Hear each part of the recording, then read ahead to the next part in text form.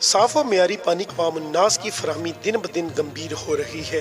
Society کی کوشش ہوتی ہے کہ ضرورت مند پسماندہ علاقوں میں فلاحی کام کرے۔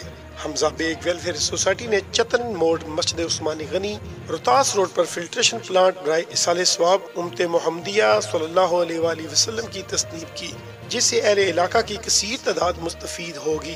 ڈپٹی کمشنر جیلم راؤ پرویز اختر نے اس فلٹریشن پلانٹ کا افتتاح کیا۔ اس موقع پر ڈپٹی کمشنر جیلم نے میڈیا سے بات کرتے ہوئے حمزہ بیگ ویلفیئر سوسائٹی کی معاشرے اور ضرورت مند افراد کے لیے عملی کاوش، مثبت آگاہی قابل تعائش اور قابل تقلید ہے۔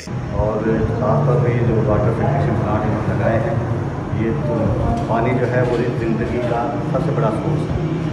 جہاں پہ بھی ہم دیکھتے ہیں کہ زندگی ہے یا نہیں ہے، اس کے لیے ہم سب سے پہلے یہ دیکھتے ہیں کہ وہاں پہ پانی ہے، اور خاص طور پہ جو یہاں پہ جہلم میں پانی کے پینے کا مسئلہ ہے، اس کو انہوں نے بہت حد تک بند کیا ہے، اور یہ صدقہ جاریہ ہے۔ اللہ تعالیٰ ان کو اس کی جزائے خیر عطا فرمائے اور ان کو مزید ویلفیئر کے کام کرنے کی توفیق عطا فرمائے۔ شکریہ۔ اس موقع پر حمزہ بیگ ویلفیئر سوسائٹی کے چیئرمین نے کہا کہ اس موقع پر میں deputy commissioner Jhelum Rao Pervez Akhtar, P S O Jhelum Tayyab Alvi, انتظامیہ مسجد عثمان غنی اور میرا ساتھ دینے والے تمام دوستوں کا میں مشکور ہوں۔ کیمرامین ٹیم کے ساتھ سید امیر احمد، آواز ڈیجیٹل، جیلم۔